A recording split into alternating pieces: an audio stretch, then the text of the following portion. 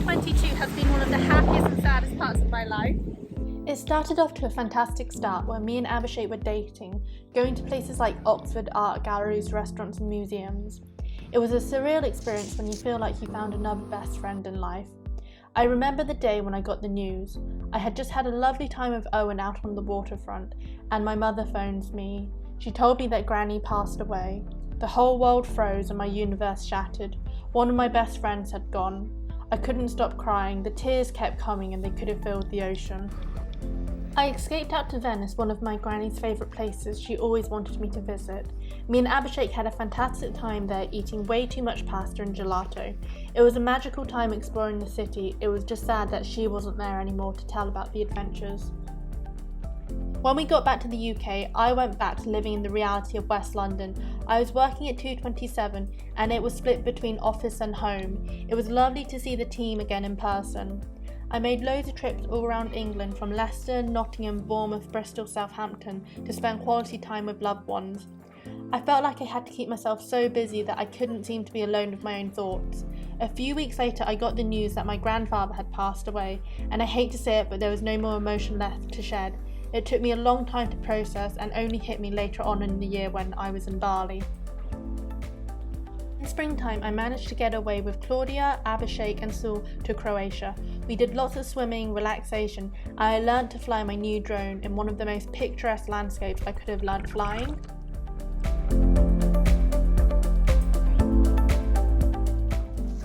Halfway through the year, we made the decision that I would head out with Abhishek to start living and building my dreams. I left my beautiful flat in West London, a fantastic job, all my family and friends. I packed my bags and I said goodbye, and we headed off to Southeast Asia. We arrived in Bangkok and were thrown into another world. The sights, sounds and tastes were so different. We explored Chinatown, the floating market and Water Run Temple. We then flew off to Chiang Mai and played with elephants, visited more temples and did cooking classes. Then before I knew it, I was on a plane. I remember looking out and seeing Bali come into view. A wave of emotion flooded over me, the realization and gratitude that we could start living our dreams in this moment. We arrived in Canggu in the most lovely hotel and had an amazing time living the digital nomad life. We then decided to head off to Ubud to explore the culture. We got to visit waterfalls, temples, jungles and farms, and we had the most amazing tour guide called Tari who would pick us up from our hotel and show us all these incredible places. The hotel we stayed in was called Villa Mira. It was a brand new hotel and we were super impressed by it. It was so relaxing and a beautiful place to look at the volcano, and the staff looked after us so well.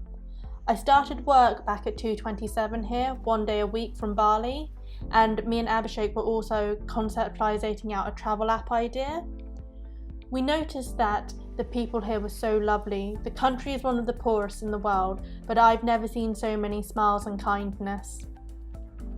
The next thing I knew, I was on a boat in the middle of the Indian Ocean in waves 4 foot high. We finally reached Gili. This was one of the most life-changing experiences I ever had. I call it ocean therapy.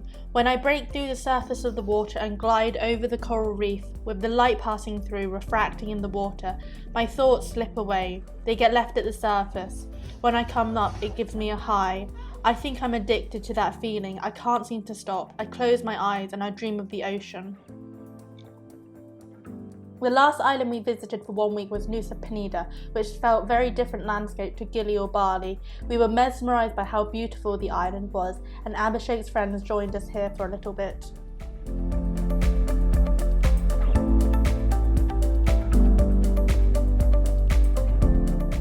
The last stop with Abhishek was coming back to Canggu. We got to feed meerkats, release baby turtles into the ocean and go to water bomb. My heart broke when I had to say goodbye to him as he was heading back to England. I spent the next 2 weeks being completely alone in a different country with my thoughts. I had time to process them and I got to live the Canggu lifestyle, meeting people and working on developing my agency website and Webflow.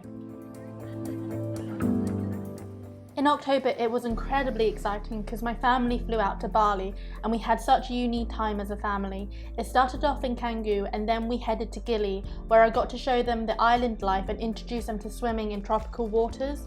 It was so exciting watching my family swim with sea turtles for the first time.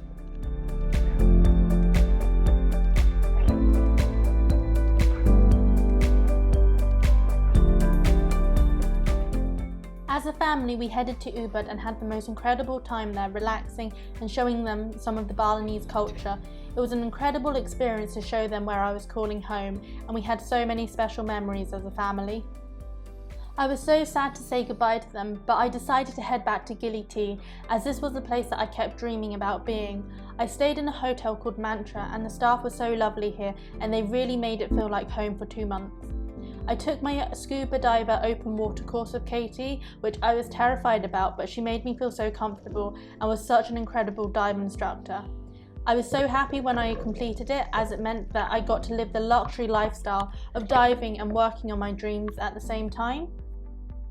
Throughout the 2 months, I worked on loads of creative projects while being here in Gili. I was really living the digital nomad dream that I'd been thinking about for so many years.